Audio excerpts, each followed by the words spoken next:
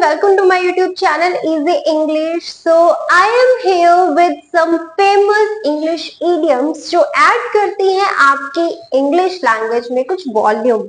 यानी कि अगर आपको अपनी भाषा को और भी वजनदार बनाना है और भी इफेक्टिव बनाना है, उसके लिए जैसे हम हिंदी में मुहावरे यूज करते हैं वैसे ही इंग्लिश में भी हमारे पास कुछ मुहावरे होते हैं जो हम यूज कर सकते हैं। जैसे अगर आपको किसी को कहना हो कि तुम्हें क्या पता इस चीज में क्या मजा है, तो आप उसके लिए हिंदी में कहते हो बंदर क्या जाने अदरक का स्वाद।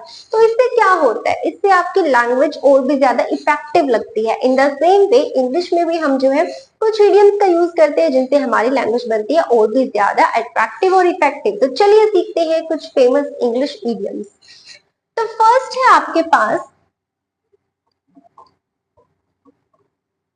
Piece of cake. Piece of cake का मतलब क्या होता है? इसका मतलब ये नहीं होता लिटरली कि आपको केक का कोई पीस दे रहा है। इसका मतलब होता है इजी टास्क।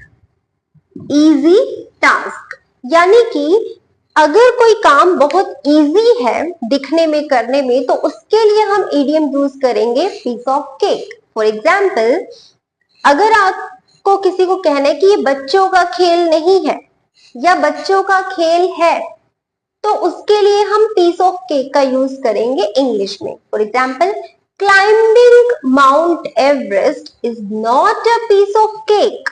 कि माउंट एवरेस्ट पर चढ़ना कोई बच्चों का खेल नहीं है, तो यहां पर हमने नॉट लगा दिया।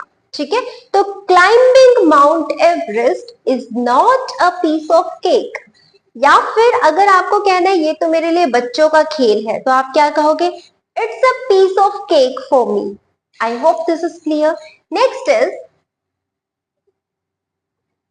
cost an arm and a leg. Cost an arm and a leg. ये आप यूज करते हो जब कोई चीज आपके लिए बहुत एक्सपेंसिव हो। एक्सपेंसिव मतलब बहुत महंगी हो।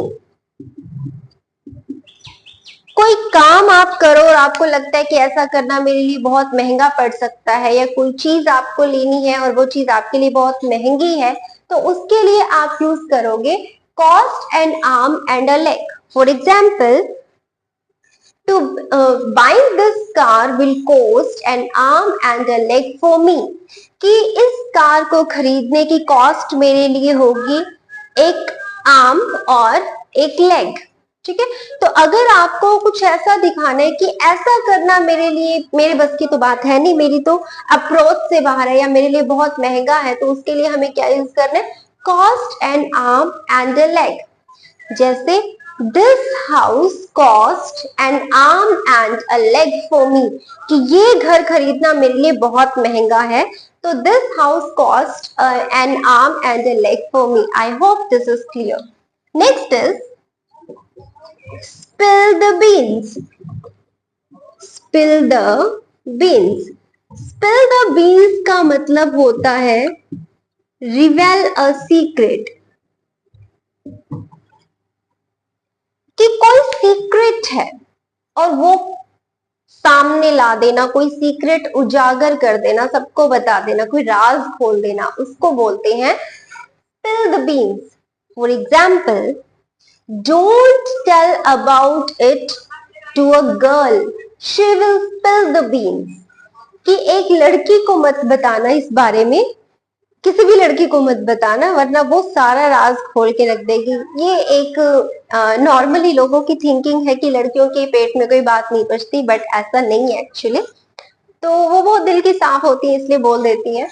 तो स्पिल द बीन्स का मतलब होता है रिवेल अ सीक्रेट, यानी कि कोई राज है आपका, उसको उजागर कर रही हैं, तो हम कहेंगे spill the beans. I hope this is clear. तो ये जो है आपके कुछ फेमस इडियम्स हैं जो हम इंग्लिश में यूज कर सकते हैं, अपनी जो वोकैबुलरी है उसको एनहेंस कर सकते हैं, अपनी लैंग्वेज को बहुत इफेक्टिव बना सकते हैं। एक और आपके पास है जैसे once in a blue moon। once in a blue moon। once in a blue moon का मतलब क्या होता है?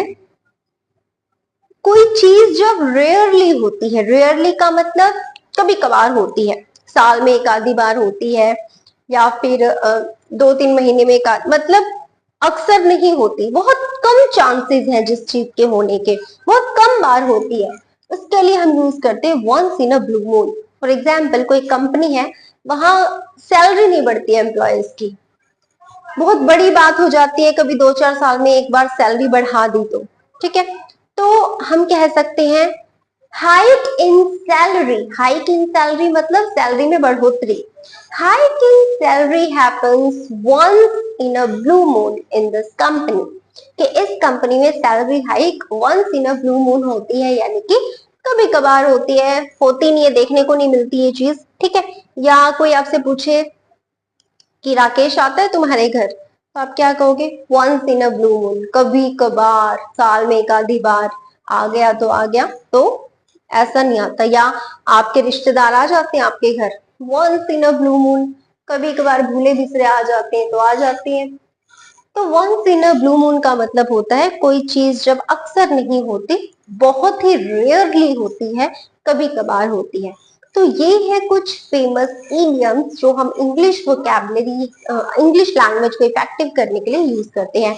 और भी बहुत सारी हमारे पास इडियम्स होती हैं जो हम यूज कर सकते हैं अपनी इंग्लिश लैंग्वेज को और भी ज्यादा इफेक्टिव बनाने में। तो अगर आपको वीडियो अच्छी लगी और आप चाहते हो कि आप और भी ज्यादा इडियम सीखो, अपनी लैंग्वेज को और भी ज्यादा इफेक्टिव बनाओ, तो उसके लिए चैनल को सब्सक्राइब कीजिए, वीडियो को लाइक कीजिए और शेयर कीजिए, से ज्यादा लाइक जरूर करना, और मुझे कमेंट सेक्शन में बताना अगर आपको चाहिए और भी ज्यादा इडियम्स जो है वो मैं आपको सिखाऊं।